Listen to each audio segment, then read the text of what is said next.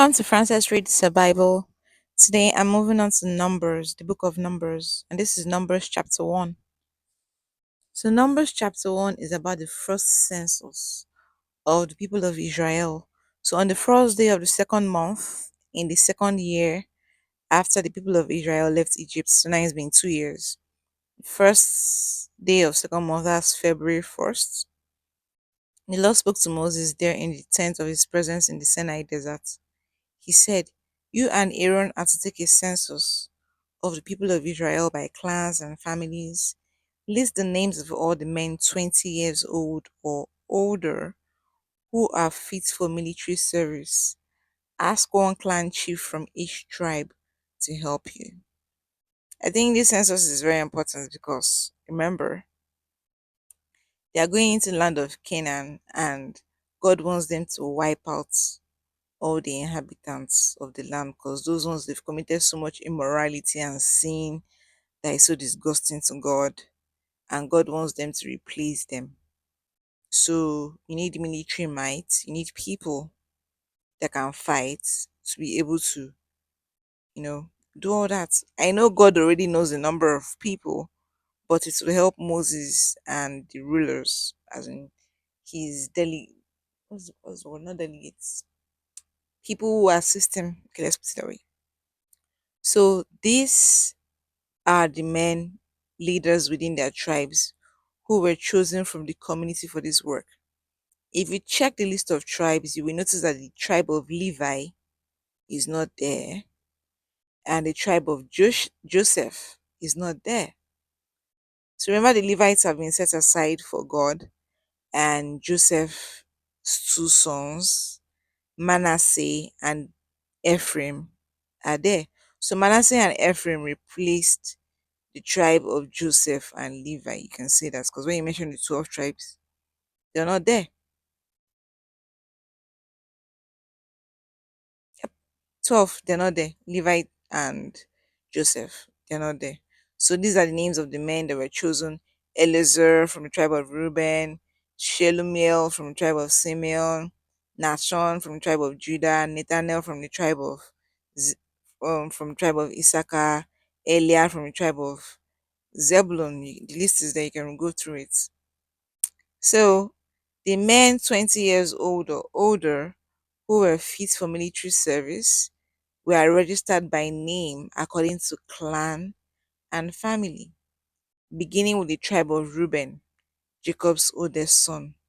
The totals were as follows: Reuben had 46,500, Simeon had 59,300, Gad had 45,650. Judah, I think Judah was the highest. Yeah, Judah had 74,600, Issachar 54,400, Zebulun 57,400. The whole list is there. In total, there were 603,550 men who were between the ages of 20 years old or older who were fit for military service, who could fight.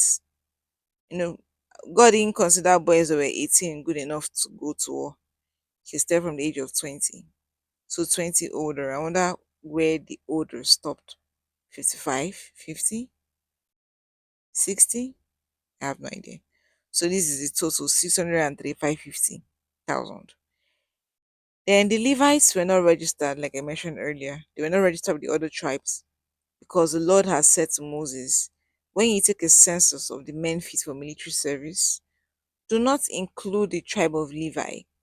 Instead, put the Levites in charge of the tents of my presence and all its equipment. They shall carry it and its equipment, serve in it, and set up their camp around it. Whenever you move your camp, the Levites shall take the tents down and set it up again at each new campsite. Anyone else who comes near the tent shall be put to death.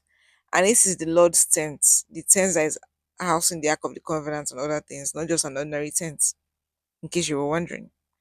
So the rest of the Israelites shall set up camp, company by company, each man with his own group and under his own banner, but the Levites shall camp around the tent, God's tent, to guard it. so that no one may come near and cause my anger to strike the community of Israel. So the people of Israel did everything that the Lord had commanded Moses. I'm sure you're wondering about the book of Leviticus. Well, it ended with book of Leviticus ended with God talking about the blessings for keeping the commandments, the law, the covenant with Him, and the curses or the consequences of disobeying. And that's how the book of Leviticus ended. So this book of Numbers is about the people of Israel or Israel. I learned that in so many movies. Israel not being able to getting to the edge of the promised land, but not being able to get in because of their disobedience. That's what this book of Numbers is about. It's not just about their census, it's also about that. And as always, thank you for listening. God bless you, keep you, do stay safe, and see you next time. This is Francis Reads the Bible.